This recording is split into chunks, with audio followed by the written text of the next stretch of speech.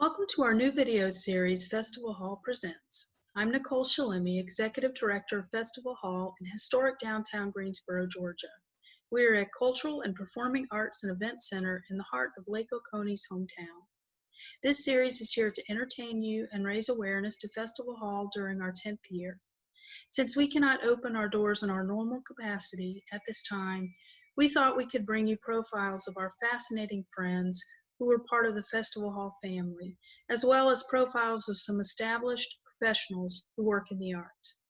In this segment, local manager and DJ of Doc 103.9, Chip Lyness, and I talk with Atlanta-based Matthew Kaminski about his work as a performing musician, recording artist, educator, and organist for many notable sports teams in the South, including the Atlanta Braves. On behalf of the Festival Hall family, I hope you enjoy this series. If you would like to donate to Festival Hall, you can visit our website at www.festivalhallga.com. Every little bit helps us to keep the lights on for you until we can all return together. Thank you very much. And here's Matthew Kaminski. I always am interested, I've known you for a while and I haven't seen you in a while, but I know a good deal about you, but I don't know everything about you. And I did read your bio, and what I'm always interested in is the beginning of someone's interest in music, like when you were a kid, like what drew you to music, and who were your earliest influences, and kind of like, did you take lessons? Did you, just kind of talk a little bit about you as a kid, Matthew as a kid, and what your first instruments were. Sure. Well, I was forced. so a lot of I think a lot of kids go through that, where they're forced taking, in my case, those organ lessons. So my sister and I took organ lessons when we were about 5 or 6 years old. I think I was 5, but or it sounds better to tell people that I was 5 years old. And my dad chose the organ because he was a big fan of the Lawrence Welk show. So, and back then, I was born in '77, so this is about 1982, 83. There were a lot more organs in people's houses than there were, as well as pianos. I wouldn't say there were more organs than pianos, but it wasn't such a strange instrument to see in someone's house. So my sister and I were basically forced, and my mom made us practice with the oven timer. So she cranked the oven timer to 30 minutes and made us practice for 30 minutes a night, which we hated. And she says that, she tried her best to get us to practice, but I don't think I was the best student for the first, probably all through elementary school. So, I loved listening to music back then. My dad plays the accordion, and he would play, I come from a big Polish family, so he would play Polish polkas and waltzes and just kind of ethnic sounding folk songs. And what we would do is we would often go with my parents to see the music that they like. Mm-hmm. So whatever we liked really didn't matter to them.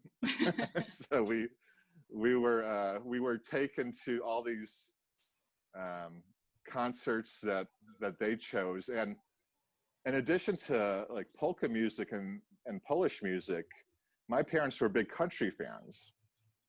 So so we would go on vacation, when I was a little bit older, maybe like 10, 11, 12 years old, and we would go to Opryland and even Dollywood and all that type of stuff. And they would take us to the Grand Ole Opry. And I remember, I'm pretty sure, even though my memory's foggy, I think I saw Minnie Pearl over at the Grand Ole Opry. Oh. And she was introducing the acts. It was the Temptations and the Four Tops. Oh. Or maybe not, you know what? I think it was just the Four Tops. But I do remember Minnie Pearl being there, maybe introducing them, or and this was probably, I'm guessing 1988. So I'm not too sure if that was the Ryman or if that was where the Opry is now, or I guess the Opry is different from the Ryman, right? These days. I think so, but I'm not sure. Yeah, I'd have to look that up. So, so they loved bands like Eddie Rabbit, Uh-huh. if you know, Driving My Life Away. Yeah. And they loved the Oak Ridge Boys, Elvira, you know, and Yeah. and they loved Alabama, and like it seemed like early 80s or mid 80s country. Okay. And of course Dolly and Johnny Cash and stuff like that. Actually, my dad loves Marty Robbins. So Okay. we listened to a lot of Marty Robbins growing up. And they also had records around the house. So the records we had were, in addition to those, were like the Beach Boys, which I'm still a huge fan of. Mm-hmm. And they would have just a, kind of an eclectic mix of different styles of music. Wow. So I think for me, it wasn't until probably middle school, or in my case, it was junior high, where I got into music for myself, or I got into music that my friends were listening to, pretty much.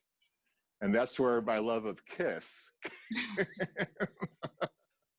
I bet you didn't think I would say that, but no. in the 6th and 7th grade, me and my buddies were listening to old Kiss records, and Rush and Motley Crue, and all those hair metal bands. And that was a good phase for a good maybe 3 years, all through middle/junior high school. Were you playing and then all that stuff on the organ? Were you hacking that stuff out, or are you just listening at that point? at that point, I think I was listening and still taking lessons on the organ. And the lessons we took were not really, it's what we call theater style of organ playing. So if you've ever been to the Fox Theater and seen the Mighty Mo being played, Yeah. it's kind of that Broadway-esque type of show tune type of organ playing. What much like what you would see on the Lawrence Welk show. Okay. So I think it was a little bit later, maybe when I was in 8th grade, where I got into the Doors. And that's what really I think showed me how the organ could be kind of cool in music. And even though I was, 30 years too late. So so I started learning just by myself, just listening to the Best of the Doors CD that I had bought. And I started learning like Light My Fire and Riders on the Storm. And I would learn note for note. I was transcribing, but not writing it down. So I was just transcribing and learning how to play all these songs. And then Deep Purple came. So I started to learn some Deep Purple songs and Jethro Tull. And I started getting more into the keyboard players and I guess progressive rock and rock bands, even some Led Zeppelin and stuff like that. So it wasn't until high school where actually I really, I think that was when I really knew what jazz was. So before high school, I don't think I had a clue of what jazz music was at all. I knew that some of the stuff that I was playing on the organ would have the name jazz in it, like Jazzy Etude or or those generic titles. And I do remember playing like Take the A Train on the organ, but it didn't occur to me that that was a jazz song. Mm-hmm. So in high school, the jazz band needed a piano player. And what I did was, my friends were in the jazz band and they kind of coerced me. And um, I showed the band director the rock songs that I would play on the piano. And I had never played piano before then either. So it's all Wow. organ and accordion because my dad played the accordion, so I would just kind of teach myself some stuff. But we never had a piano growing up before high school. So I showed the band director like that I could play Light My Fire and I could play Love Me Two Times by the Doors. and my reading wasn't really that good either. So I think not practicing enough as a child on the organ kind of made my reading suffer. So my ears were good, but my reading wasn't all that great. So, I guess I was the only option that band director had for the high school jazz band. So they let me in there. And that's where I kind of just learned about jazz and learned about, what the piano is supposed to do in jazz. Yeah. And I begged my parents for a piano because I thought the piano was so much cooler than the organ. Once I joined the jazz band. So they bought me a piano and that kind of just started this journey into jazz, I guess. Yeah. Well, you said you made it sound like everyone had an organ in their house. Where did you grow up? Where was your town? In Chicago. In Chicago. So we grew up in a suburb called Park Ridge, which is right on the border of Chicago. Okay. And then later on, we moved a little bit further northwest to a place called Algonquin, Illinois, which is just kind of an outer suburb. It'd be kind of like, the Alpharetta of Atlanta. Okay. Well, because down here we in Georgia it was more like everyone had a piano in their house, so it's interesting. Ah. Yeah, and yeah. I was just looking up because I don't really know a lot about organs, and I was just doing a little research about organs, and man, there are a lot of different kinds of organs. Like there's, it's not just like, piano is there's a piano. I mean, there's different sizes, but that's pretty much it. I mean, yeah. I was amazed. And, you play the Hammond organ, is that right? But how many different kinds of organs have you played, or are they all different, or how does that work? Well, yeah, so there's, first of all, there's the pipe organ that you see in churches, and you see the big pipes, all over the walls and such like that. And they use generators to blow air through the pipes. So what you're hearing out of a pipe organ is, much like you would play a flute or a recorder, you're hearing the air go through a pipe that's producing a sound. And that's a whole world in itself in playing. It's kind of the difference between classical piano and playing and then playing jazz on the piano. There's two different kind of worlds there. However, it's also a different type of instrument than the electronic organ. So here in my music studio, you can see I have what's called a Hammond organ here. And the Hammond organ actually was first made to replicate pipes. So it has what we call drawbars over here. And these drawbars, here, let me get this set up here. These drawbars are supposed to replicate what pipes do. So if I hold a note down and I pull out these drawbars, you'll hear different pitches as well as different octaves. Wow. Of the same. Now, when you play all those together,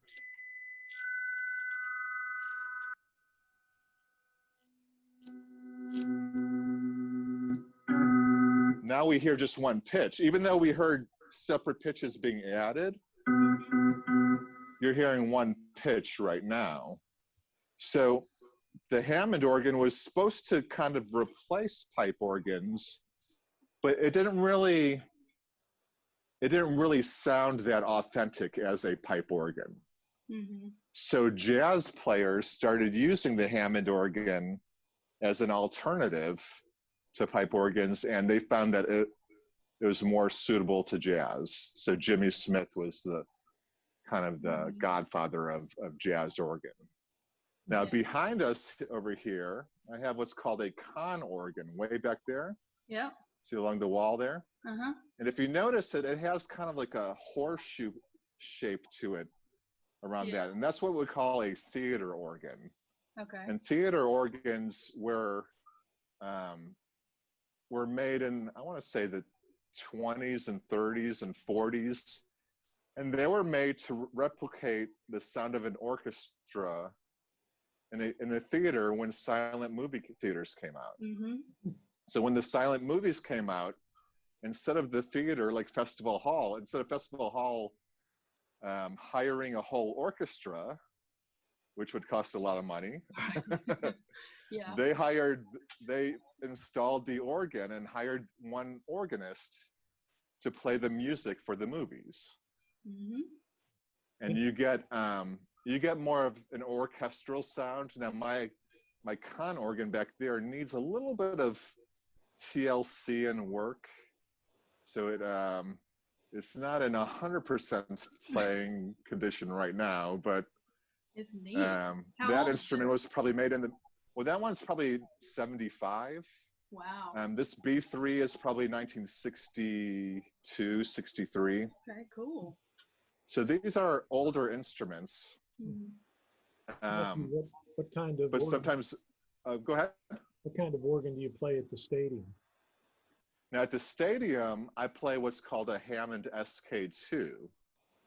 And Hammond has a new line of organs that are digital rather than analog. So in this B3 organ over here, there's actually what we call tone wheels that revolve and produce the noise with kind of a magnetic energy to it. Well, these days, companies are making more digital versions trying to replicate this Hammond B3 organ. So I've got one of the new digital ones actually here at home, but also at the stadium. And it's better for plugging into the speakers at the stadium. So over here, actually you can see behind me, this speaker, this is actually a speaker. I know it looks like a armoire or something. My clothes are not in there. Okay. So the sound that you're hearing is coming out of this speaker, which is called the Leslie speaker. Uh-huh. And the horn, and there's a horn that rotates around. So if I play one note here, and right now the Leslie is not spinning, or the horn is not spinning on the speaker. I'm going to hit the switch on the organ. Oh, wow. You hear how it's a little bit different now? Mm-hmm. I'm going to slow it down again. Okay. So that particular speaker, which also is probably made in the 70s or 60s, they actually go together. The Hammond organ and the Leslie speaker actually go together really well to create that sound. Whereas, in the church, you need pipes. You need those big, long 20-foot pipes. Wow. It looks like a complicated instrument to play. It really does. And you use your hands and your feet, don't you? Or yeah. Yeah. So there's different ways in each style of music. So I find that a lot of classical organs or organists don't really know much about how to play jazz on the organ. Mm-hmm. And a lot of jazz organists don't know much about how to play classical music on the pipe organ. Yeah. I kind of do a little bit of both, even though I'm definitely more of a jazz organist. I've played at weddings and some funerals and such like that before. So I've done a little bit of church organ playing. But I think that was my my upbringing as a theater organist kind of prepared me for that. Okay. Now, classical pipe organists will usually use both feet when they play. So if you're playing Bach on the organ, a lot of his songs are going to require using both of your feet. In jazz organ, there's a different kind of method to it where our feet are accenting our bass lines. So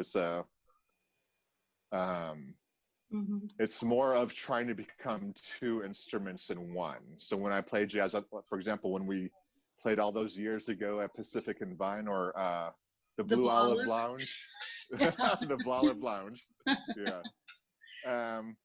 You were kicking the bass, bass weren't player. you? Yep. Yes, I was the bass player as well as the solo instrument. Mm-hmm. So if I were to demonstrate that, I'm sorry, I have shorts on. Yes, it's summer. Yeah, but a lot of times in jazz, the left hand is playing the bass line.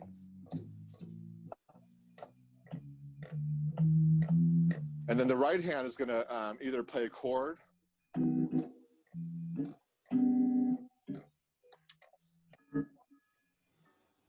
or even improvise.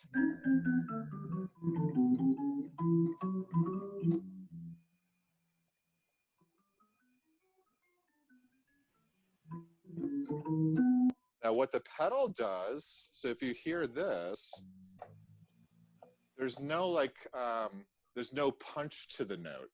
Mm-hmm. So what I do is I add the pedal, but I add it really staccato. Yeah. You see how I'm playing it really really short. Uh-huh. So here's what it sounds like without the pedal. Now here's what it sounds like with the pedal.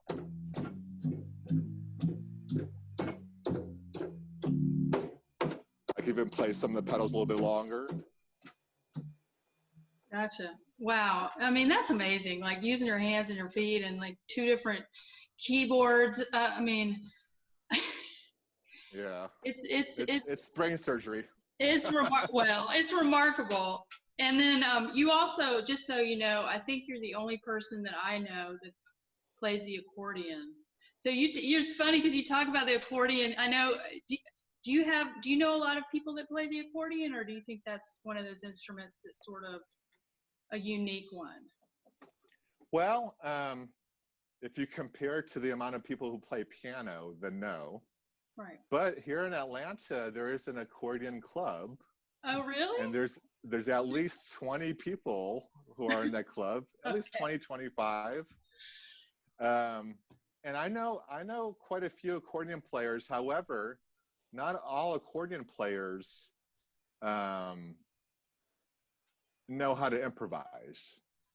Gotcha. So most of the accordion players that I see in the accordion club, they're very good at reading music and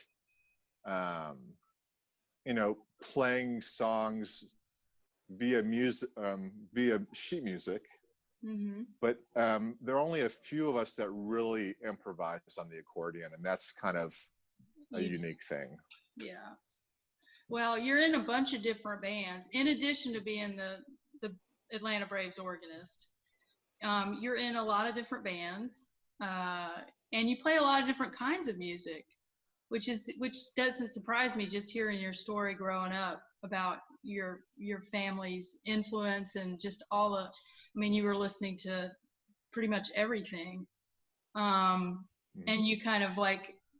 And like you, for me, I mean, it sounds similar to my upbringing in the sense that I listened to a lot of popular music. I studied piano, so I was involved with classical music, but I didn't know anything about jazz until I was in college, actually. I mean, I know a little bit, but I didn't really get that experience. And so jazz kind of came to me in more of my adulthood, but I did have a lot of experience with we listened to the Carpenters and the Beatles and all the popular people like my parents liked. So it was the same thing. They just played what they liked, and we kind of ended up liking what they liked. And then you grow into your own self in, like you said, middle school, where you kind of find your own like friends that like, well, you start listening to that music that your parents go, that's crappy. Why are you listening to that? You know, and you're like going your own stuff. Yeah. And then, so, but, and yeah, you're in this band called Back in the Saddle, and that's one where you play the accordion, right? Is that? Well, you know, there's a few type of groups that I play the accordion in. But to answer your question about the different styles of music that I play, I think if you study jazz music, your foundation in harmony and playing chords and improvising gets strengthened so that it's not such a hard thing to try to play other styles of music. Mm-hmm. So I think the educational part of learning jazz really helps in learning. So I play in a salsa band, which is very jazz-like. Yeah. But you know, rhythms are a little bit different.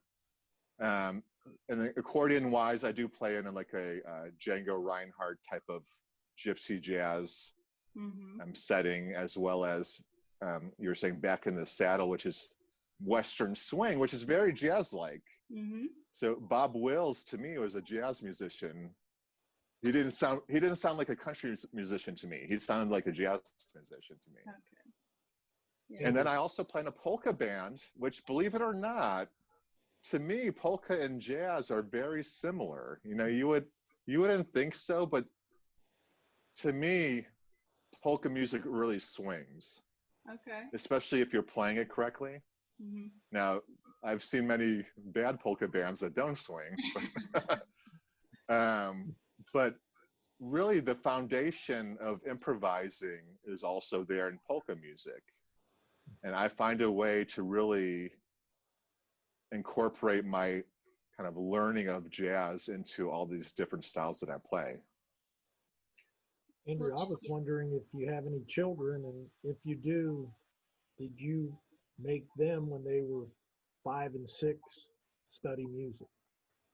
Well, I have 2 daughters. Right now, they're upstairs doing their digital learning. So here in Gwinnett County, we have the option of digital learning or in person.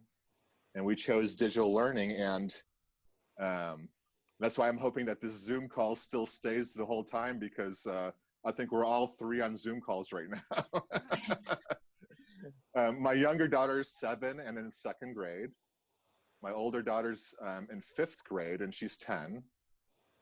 And they take both piano and voice lessons, but not from me. So I learned very early that they're not going to listen to me like they would another teacher. So even though I am a piano teacher and I teach piano and organ and accordion, they don't look at me like I'm a teacher, and they don't listen to me like they would a teacher or another teacher. Yeah, your dad. Yeah, exactly. And if I say something, then they think I'm punishing them. Oh. And we don't want to be like associating music lessons with punishment. No. You know? So you never regretted your parents making you take lessons when you were very young? At the time, I hated practicing, so I probably regretted it while being a kid and fighting. No, I don't think so, even though I think my dad was a little bit overzealous in making me perform for anyone who ever came to the house. So anytime there's a visitor, you know, a guest, maybe even the guy who's fixing the air conditioning, I was coerced into playing for them. So I'm very mindful of that whenever people come over, and sometimes I want my daughters to play for them, but I ask them before people come over whether they want to. You don't force them. No. Yeah. Oh, gosh. They're Matthew, getting old, aren't they? Like, you're very well-rounded, and you do a lot. You teach music, you're in bands, you play the organ for the Braves. I mean, I was just wondering about you're dealing with the Braves, is that a side gig to all your other stuff, or is all your other stuff a side gig for the Braves? Well, before March, I would have answered your question that the Braves are about a third of what I do. Actually, not even the Braves. I would say baseball, Oregon is about a third of what I do. Mm-hmm. And then gigs was another third of what I do. And then teaching was that other third. Mm-hmm. So in addition to Braves baseball, I do the University of Georgia at Foley Field. I'll play as many games of theirs because college baseball starts in February, whereas the Braves usually start in April. Sometimes I'll go down for spring training for the Braves, but so baseball kept me busy before March. Between February and October of every year. And this past year, I also played the organ for the Gladiators, which is the hockey team here in Atlanta. It's the Atlanta Gladiators. And then the other third was performing. However, these days, I'm still not comfortable enough to perform in public yet. Mm-hmm. So my thoughts are that I need to be here for my girls during their digital learning. And I don't blame anyone, or I actually encourage other musicians to keep on gigging and, try to be safe. But I've chosen to really turn down all my gigs right now, just so it could be healthy for my girls, since I'm teaching them. And then, or I don't know if I would use the word teaching, but I'm a monitor for all their Zoom calls upstairs. And then teaching was the other third, but since the pandemic started, I've really kind of ramped up my online teaching. So I teach through Zoom and Skype and FaceTime and all those. And since I'm not gigging as much anymore, I have more time for teaching. So we'll see what happens, next year. But I think these days it's more like 50% teaching and then 50% Braves. But usually it was a third of each. How did you get the gig with the Braves, and how long have you been doing that? Well, this is my 12th season, and Nicole, were we playing together when I got the job with the Braves? I don't think so. I think 2010? It was 2009. I think the Blolive, that stint was closer to like 2005, 6. Yeah, so we that were might running have in the ended. same circles, I think. I remember seeing you when you first got the gig. I ran into you at the stadium. It might not have been the first year, and I was like, you were getting ready to go into your little super bat cave to go to your your station, and oh gosh, that had to have been. I mean, that was several years ago. At Turner Field. Yeah, you've been there for a while. Yeah, so 2009 was my first season, and one of my adult organ students knew the guy who was looking to hire the organist. So the audio engineer, the guy who was in charge of the volumes, and also he was the DJ, so he would be playing the pre-recorded songs and such. He was kind of asked to find an organist for the Braves. And I just happened to know his friend who was my organ student. So I don't know if there was ever like an audition that was posted in the paper or on the internet or anything like that. And I almost have a feeling that I was the only one who was interviewed, even though I've never gotten that confirmation. But it really just fell in my lap. It wasn't something that I looked for, and it wasn't something that I had dreams of doing. But when he asked me, I'm like, that sounds easy. You know, playing jazz is probably a lot harder than doing that. And it still is. Yes. I still think that playing jazz is harder than playing baseball organ. And I thought, yeah, sure, why not? And then things got rolling, and I played a couple spring training games they had at Turner Field. So every year there's sometimes a couple spring training games they have at the home stadium, but now it's Truist Park. But back then at Turner Field, they had a couple spring training games, and my audition were two of those spring training games. And I think that they just wanted to see if I would kind of fall on my face. And if if I didn't fall on my face, then I think I was good. Well, apparently you didn't fall on your face because you're still there. No. Well, do you know a lot about baseball? I mean, when you were growing up, did you play or did you watch or? I never really played. I grew up a Cubs fan. Okay. So I've been to Wrigley Field maybe a dozen times growing up. So I knew about the game, but I wasn't an avid follower. I wasn't a stats guy, so I wouldn't know like who had the most home runs. I wouldn't have before that. I wouldn't have even known that Hank Aaron had the most home runs. You know, before Barry Bonds, I guess. So no, I was not an expert at it, but I knew the rules of the game. So I knew enough about it because in high school I played tennis and basketball. So I wasn't a baseball guy. Are you a fan of the Braves now? And I mean, how much attention to the game do you get to pay as opposed to working the organ? Yeah, I'm definitely a Braves fan. You know, actually, I've been watching this season more of the away games than usual. Usually, I get tired of all the home games that I see that I don't want to watch the away games. But this season, I'm actually watching the away games. I wouldn't say that my love for the Cubs has gone away, though.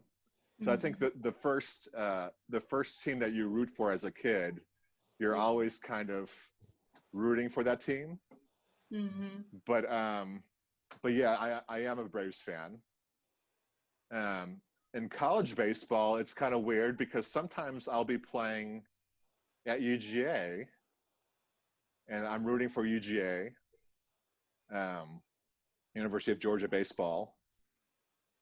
And for example, sometimes they might be playing Auburn, and I'm rooting for UGA at Foley Field in Athens. But then the next weekend, I might be in Auburn playing for Auburn baseball. And there was a time where they were playing UGA, and I had to wear my Auburn hat and root for the Auburn Tigers. So when it comes to college baseball, I tell people that I root for whoever's paying me at the moment. How many colleges do you play for then, Matthew? Well, I've done some game. You know, I do a little bit for Auburn every year. I do the most for UGA because they're the first ones who reached out to me, I think 10 years ago. I've done some for Georgia Tech, and I've done a couple for Kennesaw State, and even drove out for a weekend to Mississippi State. So there are weekends, like when the Braves season starts, the weekends that the Braves are out of town, I usually fill those up with college games. Wow. And the college season ends about May. So from February to May, I'm either at a college on the weekends. And I don't do weekday games unless it's Georgia Tech because they're a little bit too far to drive to Athens for the weekdays. But for weekend games, I'm usually at one of the colleges playing. Wow. You work a lot. All those stadiums have organs available? No. So I have a 14-pound little keyboard, and the keyboard that I have is just this top manual of the organ. Okay. So it has this many keys, and I'm able to play. just on one manual. And I have a kind of a backpack case that it fits inside. So I just bring my keyboard wherever I go, and I plug into their PA system. Interesting. And it works. Interesting. Yeah. So how do you, your mind has got to be so creative. How do you determine the walk-up songs for like the opposing team when the Braves are playing San Diego? Well, at first, it was my wife and I who came up with walk-up songs because we didn't have any help from the fans. Like when I first got the job, I had to kind of just think of them on my own. But later in the first season, I got a Twitter page, and my Twitter handle is @BravesOrganist.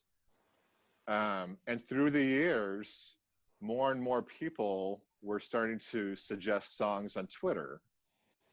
Suggest or request or demand songs on Twitter. I'm up to about 19,000 followers, I think, on Twitter right now. And each game I get about, I don't know, between like 100 to 200 tweets about what people think I should play for someone else or for the roster. I see. So the walk-ups that I do, walk-up songs are the songs that I play when the batter goes from the on-deck circle to the batter's box. So I get about 30 seconds. And these days, I really don't have to come up with them because the Twitter fans will come up with them, or I'll remember what I had played for them in series past. For example, we play the Mets a lot. We play the Marlins a lot. We play the Phillies a lot. So I remember their players from year to year. So it doesn't take too much thought process these days. Do you ever get any thumbs up from the players or some gripes? Hey, I didn't like what you played for me, or I loved what you played for me? Actually, just this spring training, or we had a couple exhibition games before the game started back up in August, right? No, in July. The game started, no, it was August, I think. So I played a song called That's Amore, which is the old Dean Martin classic, you know. And I played it for a guy named Francisco Cervelli because that's his chosen walk-up song at his home stadium.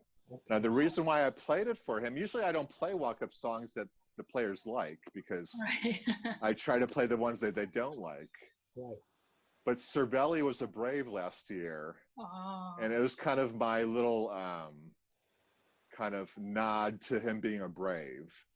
So I played his walk-up song, and right before he went up to bat, he took his bat and pointed it up to the press box, kind of as a thank you to me. Oh, that's neat. For playing his song. Yeah. So that was the only kind of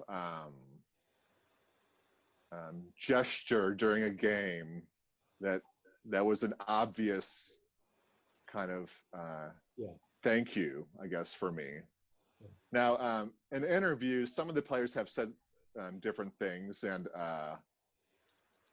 I've even gotten to meet one of the Braves players last year. He actually requested to meet me because he wanted to talk to me about like how they enjoy the songs and such. That was I was trying to think of his name. He was the left-handed pitcher last year for the Braves. Chip, how well do you know your oh wow, yeah, that's your bullpen? Yeah. I can't remember his name. He played for the Mets for a lot of years. He's not on the Braves this year, so that's why it always escapes me. But it'll pop in my mind. I'll bet you're going to have a lot of fun with, you mentioned Jethro Tull a while back ago in this interview. Ian Anderson, the new pitcher for the Braves. I bet you're going to have a lot of fun with him. Well, we're not really supposed to play songs for our players, or I'm not supposed to play songs for our players like that. Okay. But I dropped it in like he had his debut against the Yankees a couple of weeks back, or last week maybe. Yeah. And I did play Locomotive Breath a little bit during a foul ball. So it wasn't a walk-up song because, well, actually pitchers are not batting this year. Yeah. But it wasn't a walk-up song, but during a foul ball, I'll sometimes do something against our players just as a little thing for the fans, I guess. Neat. Very neat. So do people tweet, do they tweet you during the game? Are you watching like live when you're, or do you have somebody helping you with that? I mean, you're by yourself. How do you do that?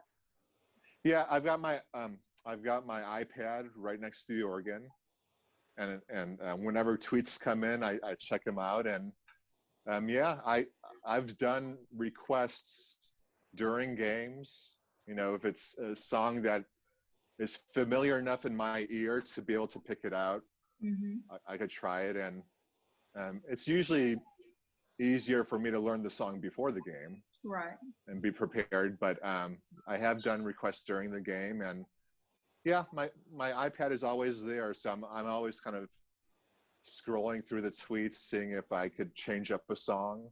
Yeah. Because each player gets maybe 4 or 5 at bats. Oh yeah. So I usually change the song up each time they go up to bat. Yeah. Very good. Well, you make going to the games fun, and when we're listening on the radio this year, you've got to listen really hard to hear you playing, but it's still enjoyable. Very enjoyable to hear. Oh, thank you. Yeah, you know, a lot of people have told me that me playing this year sounds more normal than other broadcasts. So for example, if you watch the Braves tonight, or if you've watched the last couple nights, the Red Sox don't let their, or don't, I don't want to say the word let, but they don't have their organists play during the game, or during, they don't play walk-ups over there. I know the organist there, Josh Cantor, he's actually from Athens, or he lived in Athens for a while. And he actually knows Mike Mills, and he's played with Peter Buck, and Mike Mills had a band called the Baseball Project, you know, after REM. So Josh at the Red Sox doesn't really play all that much during the game. He plays in the inning breaks. So watching these Red Sox games for the last couple nights, it seems very quiet over there. It seems very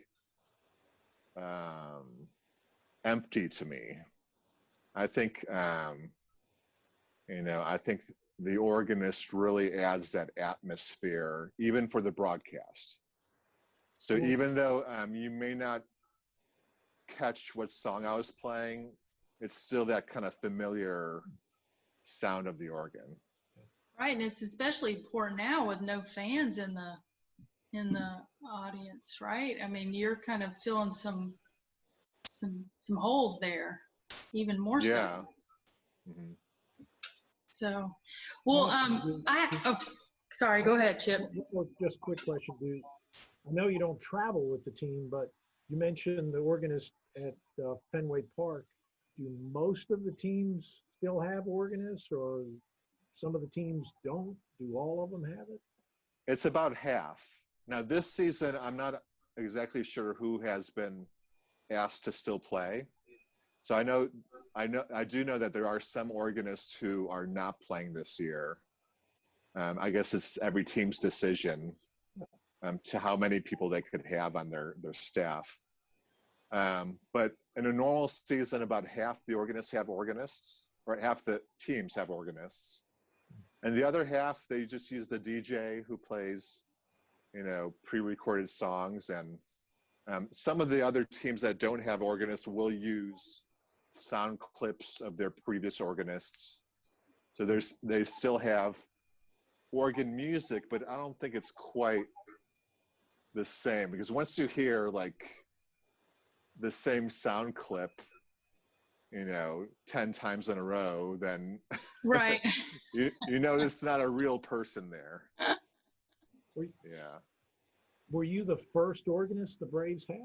They've had organists before 12 years ago, haven't they? No, I'm like well, they had, before the Braves moved to Atlanta, they were in Milwaukee.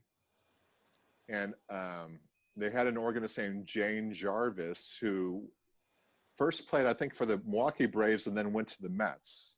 And she's really well known because she was a really good jazz pianist. She actually had, I think she may even had like a radio show or something like that, kind of like a Marion McPartland type thing. Oh. And then when the Braves moved to Atlanta, I'm going to forget his name as well. Bob, I can't remember his name because I met him. He passed away a couple of years ago, but I met the original organist for the Atlanta Braves. I think the first couple of years that came to Atlanta. So I think in Atlanta, I think I might be like the 6th or 7th. So the lady before me, Carolyn King Jones, she's the one who introduced the chop on the organ when Deion Sanders joined the team. And then she retired, she retired young to raise her family. But she was the organist for the Braves for a good 10 years or so. And then there was a gap of maybe 6 or 7 years between her and I. And then I've been there ever since. I have a question, and you may not know that, you may not want to answer or know the answer, but if you had a walk-up song, what would your walk-up song be? Like for you? Well, if I were the other team's organist and I was trying to make fun of me, yeah. It would be hard with my name. Kaminski doesn't really, I might play Melody of Love because there's some Polish lyrics in there. Do you guys know that song? I don't know it. Let's see if you guys know this one.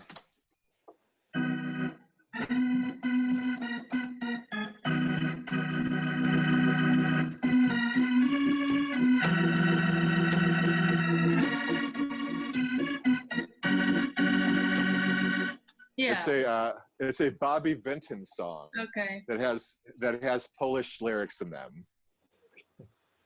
Or I would go off of Matthew, so I might play Matthew Sweet's song. Okay. Remember that song "Girlfriend" by Matthew Sweet? Yeah, yeah. Well, that's cool. Or I might play the Friends theme for Matthew Perry. I gotcha.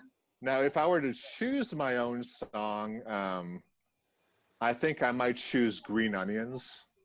Okay. So if you ever heard, I play this all the time at the stadium.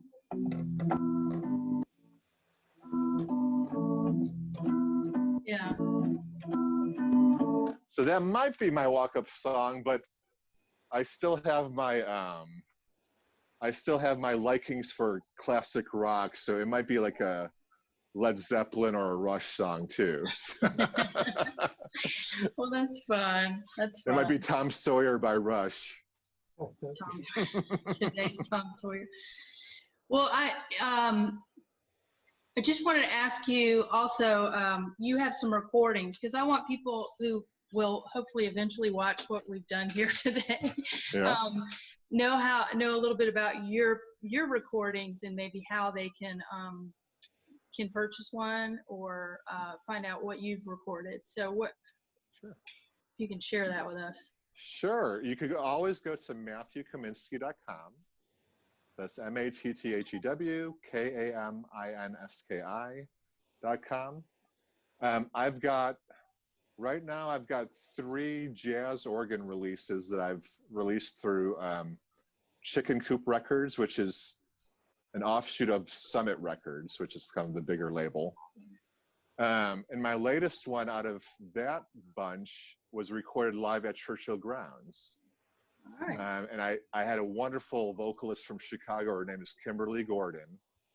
And she was kind of the special guest of the evening. And my band here in Atlanta was my band for that recording. And I'm really proud of that one. So the Live at Churchill Grounds is my I guess my favorite of my jazz ones. Okay. I have a couple of baseball organ, just solo organ baseball ones. And you could find that on my website as well. And one of them is all digital, where it's just songs that, because I get approached by a lot of like college and minor league and even little league teams for baseball organ music. So I just recorded kind of the top 20 little kind of tracks that I would play at a game. Okay. So my that one's called Stadium Organ Sounds. And then my second baseball organ one is more of the full songs that I might play at a stadium. So songs like California Girls or Obla Di Obla Da, like kind of the favorite classic rock type of songs that I might play. And then one little side project that I've been doing is, because I've told you before, I'm a huge fan of the Beach Boys. So I've been writing songs in that Brian Wilson / Beach Boys / Beatles type of genre. Oh, wow. And that band is called Fairfax and Third, which is an area in Los Angeles where the Beach Boys would kind of hang out in. So I've got a little CD single of 2 songs where I actually sing, and my friends are playing with me on there. A guy named Jez Graham plays along with me on that one, and Gwen Hughes sings a little bit with me, and that was more of a labor of love.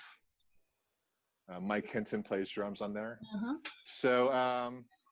So all of that could be found on MatthewKaminski.com, and I've got a new one in the works right now. I'm actually about to master it, but this January, before everything happened, I was in Los Angeles and I got to record a record with Jeff Hamilton on drums. And for those who don't know who Jeff Hamilton is, he was Diana Krall's drummer for many years. Yeah. He's one of the top jazz drummers really in the world. And then on guitar, I had a guy named Bruce Foreman, who's very well known in the jazz guitar circles. So that album should come out sometime early next year, I think. You know, once I master it and do artwork and all that type of stuff. All the background stuff you have to do. Yeah. For an album. Well, that is great. Well, I really appreciate you talking with us today.